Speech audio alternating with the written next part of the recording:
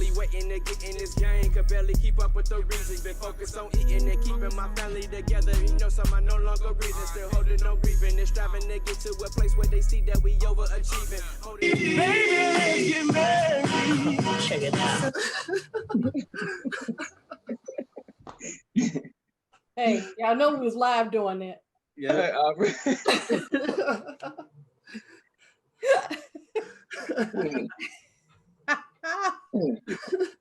Look at how he. No, I already see it in the top left corner. As soon as it say live, my phone vibrated. That computer vibrated. So you got cues to let them know when you live. How I'm supposed to know we live? Okay, y'all ready? Let's go. We did the book discussion. You can actually sit down, Dre. You okay? Find you a chair to sit down. It looks nice. Yeah. Now you can tell you got the phone. Just look it up. I'll figure it out. We'll figure it out. Just get a. Okay, there you go. Oh, We have to start it off the right way. Okay, okay, go ahead. I had some I survived so for understand why I'm mad on the beat.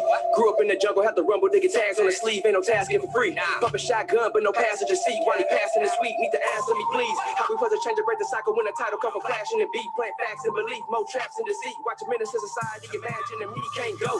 Yes, it's just a passion to me. They don't want to see me pass with degrees, just trash to the seas. Dragged in the grass while I pass the police, pull badges and blast at the G. Say we mad, I agree. Lacking the speed, chance, desperation time, I be jacking up threes. Long range shot, cause the phone got hot. Know the song, no slot, cause we packing the piece. Attracting the beast, finesse with a net, finessing the bacon. Alrighty, you all. Hello. This is the final chapter. We made it. It's so long. I was like, okay, are we gonna make it to this final chapter? I was like, okay. How did you all feel about getting to this final chapter? It was like we committed. Yes. And we gotta do it. So we finished the final chapter. Finally. Finally. So you all, the final chapter is going to be real quick. So what we're going to do is we're going to talk about the final chapters real quick, and then we are going to give our personal view of the book based on the whole book and how we can move forward. So you all start thinking about what do y'all think, your personal views of the book as well. So chapter 10 is confront your mortality. So basically the confront your mortality, it says the hustler's metamorphosis. I had reached to the point at which I was not afraid to die. This spirit made me a free man. In fact, while I remained a slave in form. So this was Frederick Douglass. So in the book, Frederick Douglass was saying, even though he was a slave, and I think we talked about it last week as well, even though he was a slave, in his mind, he was really free. So they could do anything to him. He didn't care. They can do it. As a matter of fact, they said they could kill him. He didn't care. His main thing was to be free, right, you all? Mm-hmm. So in here, the fearless approach is really like 5 pages for this chapter. So what I end up getting out of the fearless approach are you afraid of dying? I'm asking you all, are you afraid of dying? What do you feel about dying? Because in the book, he talks about live today like it's your last day. And since we're in COVID, and I'm looking at as we're inside of COVID, it's a lot of things that's going on in COVID. Has that brought on a particular fear of what's going on? Then I've heard people, I'm not afraid to die, but y'all afraid to take the shot. Where is that at? So when you talk, are you afraid of dying? So what are your thoughts? Like on this chapter, to be honest, it's just the entire thing surrounding mortality and then how it's saying the sublime. You really think about the beauty of life, of what's given to you. And as long as you have in your head that you're going to die, like it's inevitable. Like you start dying from birth and you start to really see the bigger picture. You start to really live every day. You can't be like, oh, I'm not afraid of dying, but you're afraid of doing this, or you're letting certain things that may happen affect how you move or what you do as a person. That's showing the fear in a sense. It may not be directly a fear of dying, but you're fearful. You're afraid of this certain action that'll lead up to your death.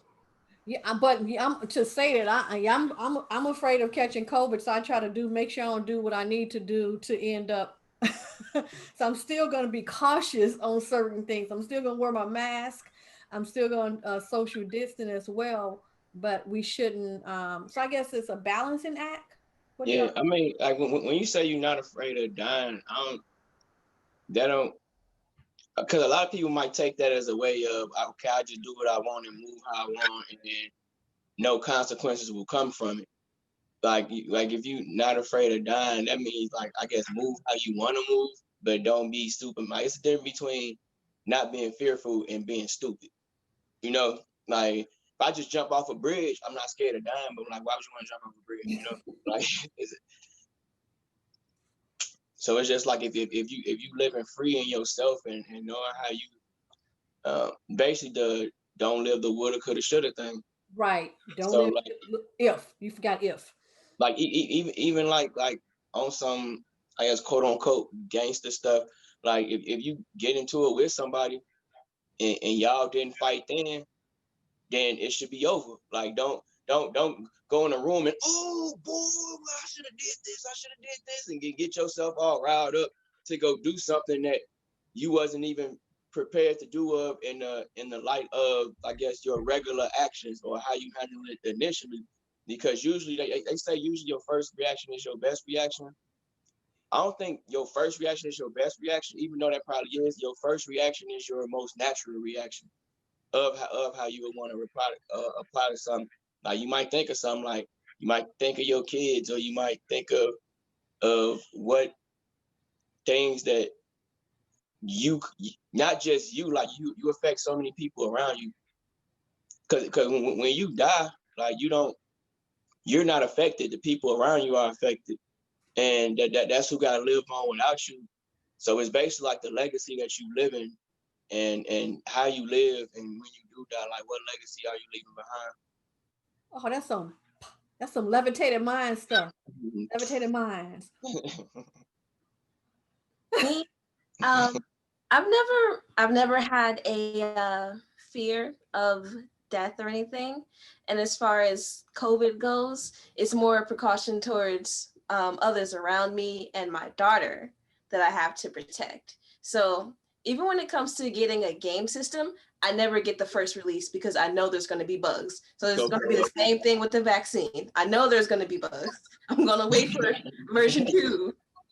We waiting on V5 or something. I mean, by the time it gets to us, they done gone through it's gonna be like mid-June. They done went through all the different type of hiccups that's gonna happen by the time it get to us anyway. Mm-hmm. And there haven't been a lot of studies done with nursing or pregnant women. So okay. Or it might affect you if you have been pregnant before. I'm pretty sure there's some like things in your body that stays there probably your whole life. It's probably dormant or something, but it's probably still there. Mm-hmm. Like after anything happened to you, like a birth or something. Right. So yeah, this chapter was mainly that was it based on it was so we're finished with chapter 10. I mean, anything else from chapter 10 that you all seen? Anything you see? What really stood out to me the most was not being afraid to let things go. Because I know sometimes I hold on to things or I hold on to people when I know I should just let them go because it's toxic. So that's stood out the most. And that's a form of death as well. And people hold on too long. Yeah. So that goes that fear as well. I like when he talked about Ernest Hemingway, when he talked about how he felt when living. I forgot about what did he say about Ernest? I forget it. So I have. Did you read the Ernest Hemingway part? Royalty. I read the entire the entire chapter 10. It's a lot of it I didn't think about. But hold on. So basic, like you all said. So on the chapter, have you all thought about? Let's go ahead and just go ahead and wrap this up. This is gonna be real quick. Let's go ahead and wrap this up since we're finished with chapter. We did chapter 10. Um, so what did you learn in from the book? Let's go about. So now let's bring everything together. And what did you learn from the book while we were reading the book? Because we started like when did we start? I like 20 months ago, 20 weeks ago, 22 weeks ago. like October, September, Right. maybe September, October. So what did you learn? How did you apply certain things? What stood out to you in the chapters and things like that? I mean, me personally, number one, uh, I guess like when you're holding each other accountable, then like even like meeting on doing this and reading this and meeting up every other week, like one holding each other accountable, like nothing to do with the book, just holding each other accountable and knowing that you have to that other people are dependent, kind of like a workout partner. Like if you have a workout partner versus not having one, you like okay, I don't want to disappoint this person. I'm gonna want to show up. I at least want to get it. That's another thing. Like when actual book, um, I guess the main thing, I guess, because every chapter was broke down the same. It'll talk about something in 50 Cent life, and then it'll go on to it'll show like the fearful factor of what he's talking about, and then it'll talk about something in the past that relates to the current stuff as well, and then it'll give like 5 things to break down on what you're supposed to do. So like in that thing, just bringing everything all together. Um, of course, like a lot of things, I'm not gonna say contradict one another, but you still gotta know how to use it in your way. Like the way I take something and react to it is not gonna be the same way royalty do it or you do it or you know what I'm saying? Like we're not gonna take it in the same way. You still have to act within your means and which way. And I'm not gonna say most comfortable because you still gotta come out your comfortable door. I'm gonna just say most in your character or bringing it out of your character. That's why I wanted to have different generations because everyone is viewing what they learned in the book differently. That's another reason why I like us having the different generations and using the book and reading through the book. Like this is my fourth time reading the book. So and I've learned a lot of I've noticed a lot of stuff in the book that I didn't notice before as well. And certain things I noticed, I was okay, did I remember it that way? Then I start playing it back in my head because remember the stuff that they're saying in the book, a lot of me generation Y and generation, I mean X, we've seen what was happening with 50 Cent. I keep royalty was too young to see, so a lot of stuff was we're replaying it now. We're like, did it happen like that? Did I see it like that? Oh, that's why he had that fight. He orchestrated that. He created this, how he was using certain people as pawns, how he was using certain people as their rooks, how certain things that he was doing to move through the different scenarios. And I like one thing I like about this, and it was later in the chapter when he said that he used the industry to get where he wants to not to be, he was not going in to be an entertainer. It was a vehicle in order to get certain things done for his legacy and for his community. Just like LeBron James. Basketball is a vehicle to do what he needs to do to better his community. So when people look at Curtis, I'm not gonna say when people look at Curtis, that when you look at it that way, if you don't look at him as more of a entertainer, he's just looking for a vehicle to do what he needs to do, regardless of what it was. That's what I got of it as well. Like with this entire book, I feel like this book gave me kind of a breath of fresh air kind of feeling. Just reading through it. This entire book can be an affirmation for some people, I feel like. Because just when reading it, it's like a lot of these things is like, yeah, like do this. Like we Like we've been doing most of the things in the book. Like we were taught that growing up. But it's like when you see it into this kind of detail and how he really explained it, to me it's like, okay, yes, history is going to repeat itself, and these are proven methods. These are proven things on how people are, on how you can change who you are, and just change the mechanics within yourself and what you can really do to make everything better. Sometimes it may take being arrogant, it may take being selfish. Like there's a time and place for everything, and it kind of like it pushes together like an organization. Like it organizes all of life, and that's just one of the parts that I got from the book itself. Because the 50th law, I'd recommend reading it alongside with the 48 laws of power, really, because it's really two completely different books. And when you really think about each chapter as an individual chapter, you're gonna get each individual thing, but then how do you tie everything together? Because there are some things that's on completely opposite side of the spectrum. Like at one point, one point he's like, okay, be passive, and one point he's like, be aggressive. But it's like, how do you put all of that together? Like it's not just not caring about somebody or something. It's not being ignorant towards anything. It's just you have to do for yourself regardless. You like know who you are. What are people's intentions? What are your intentions? Where do you want to go? Are you comfortable or are you comfortable being uncomfortable? All of these things kind of just brought the book together, and that's really going to be the hardest part for me because I've been trying to practice each and every chapter as we're reading it. Is chapter 10 done with the book? How do you put all of it together?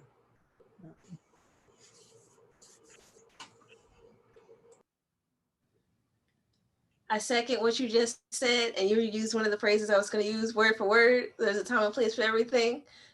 Just wanted to say I had that in my mind first, but okay. No. But yeah, I second everything you just said. Okay, say second. I second that. Good. Okay, and when I think of this, I think of sports, like in a sense, like like LeBron James, like he gets a lot of rebounds, a lot of assists, and a lot of points. But there's certain times he was like, okay, I'm gonna get him involved. I'm gonna get him involved. I'm gonna get him involved to keep the structure of the team straight. If you just ball hogging the whole time, and you finally pass to somebody, they ain't touched the ball in 5 possessions. You know what I mean? They're not even comfortable holding the ball now. So now you got your team kind of like looking at a certain way, and there's a time to be aggressive. Like they need me to go in, they need me to score, they need me to guard this person because he's been killing us. They like just different things to do. And if he went all out all the time, like he would be out the league right now because I'm pretty sure he'd be a lot bruised up and his body will probably take a lot of more because he'll get criticized for not being like a defender like he used to be.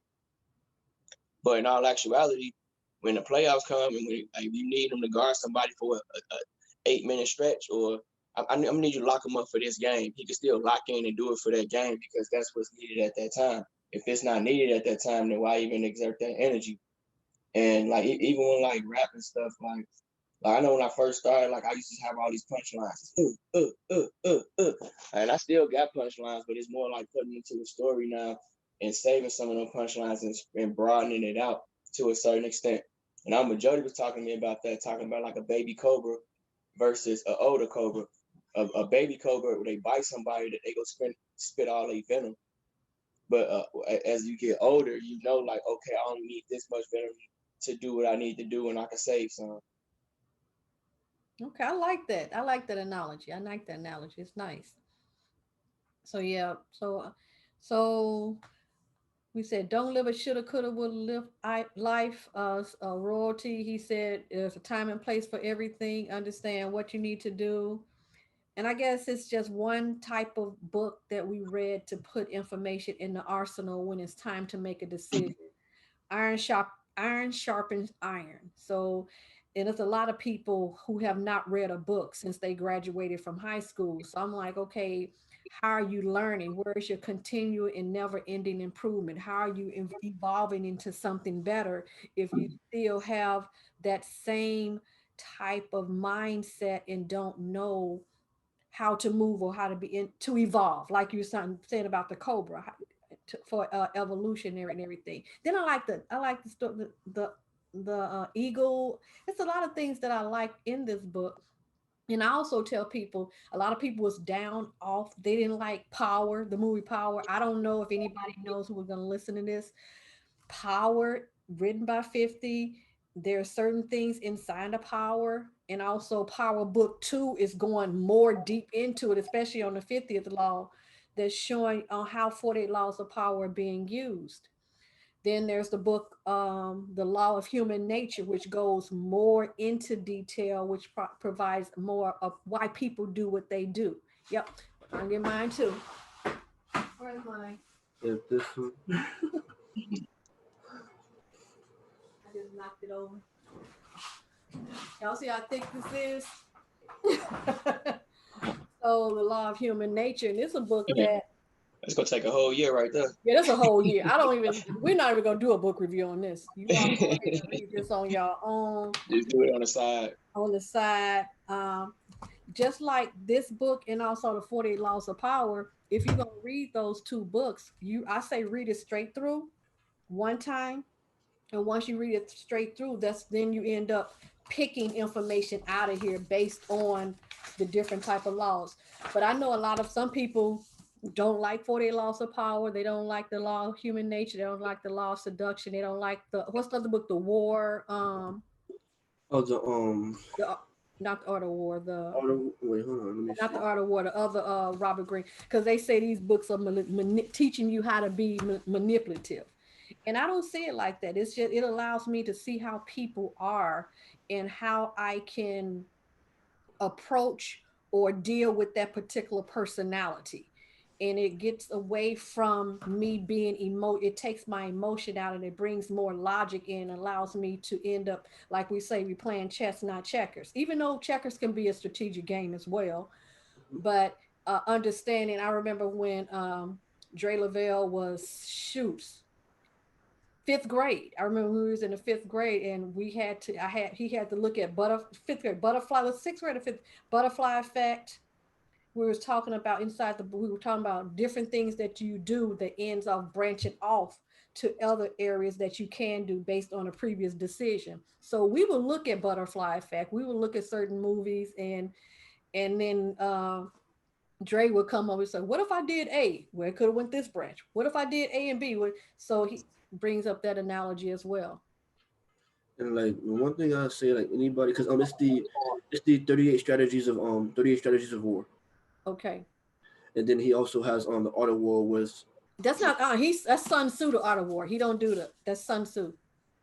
That's not Robert Greene.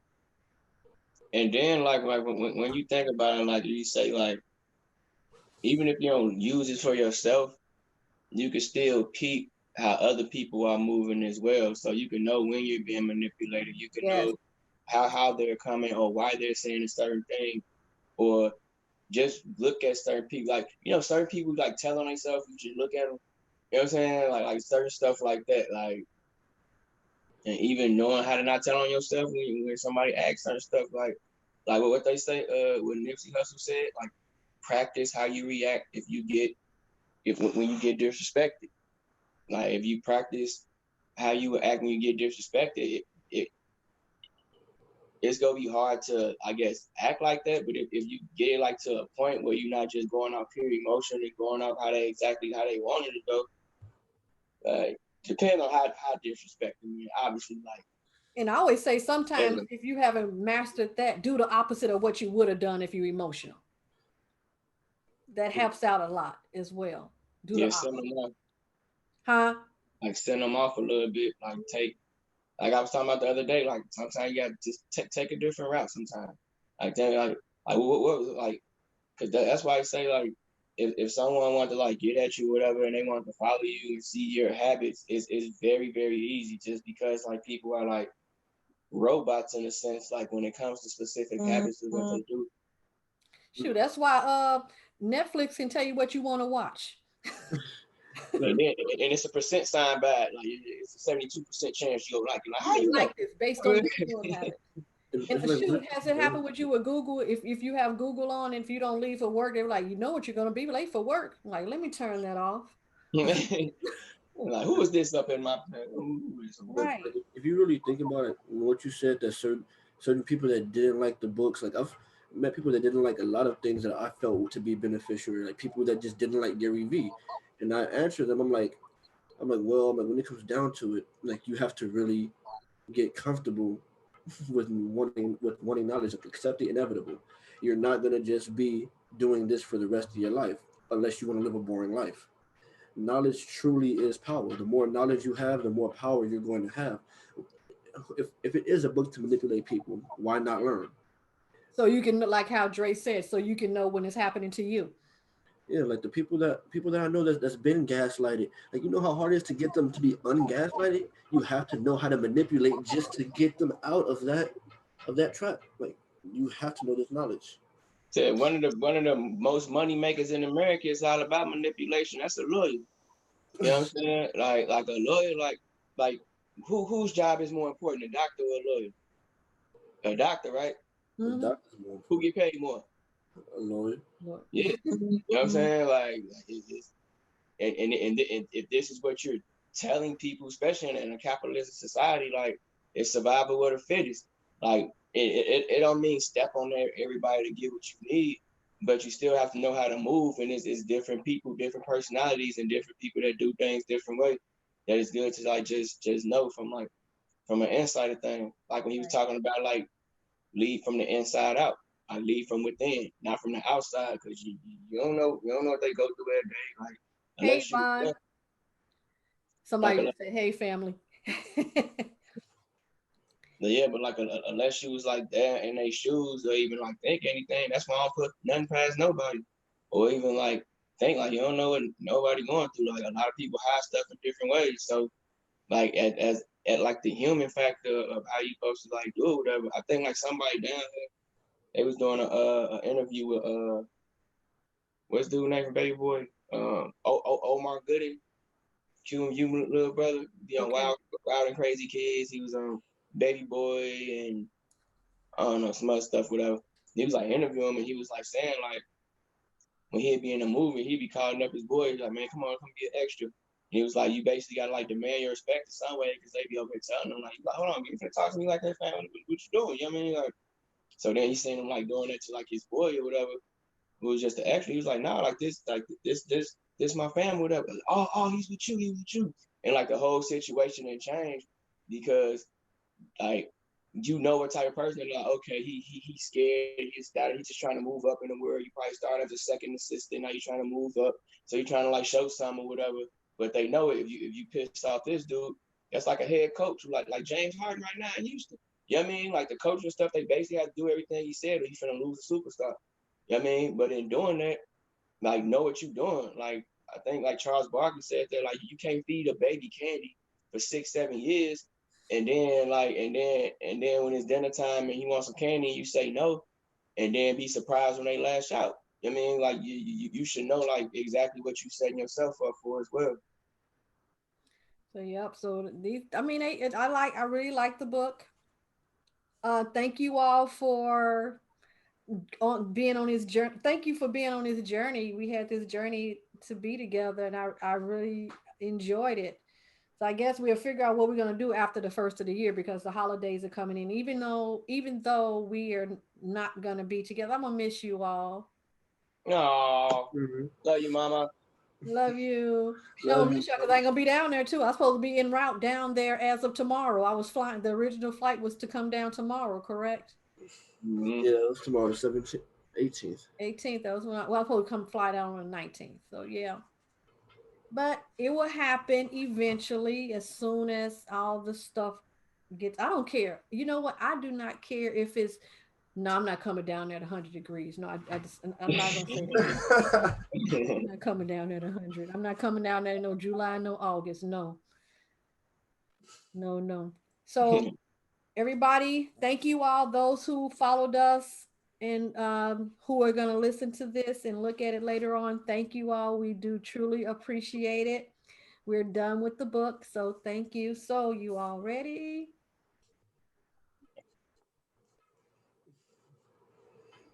Thank you. I appreciate everybody. Appreciate everybody. Thank you. Thank you. Thank you. Just stay focused.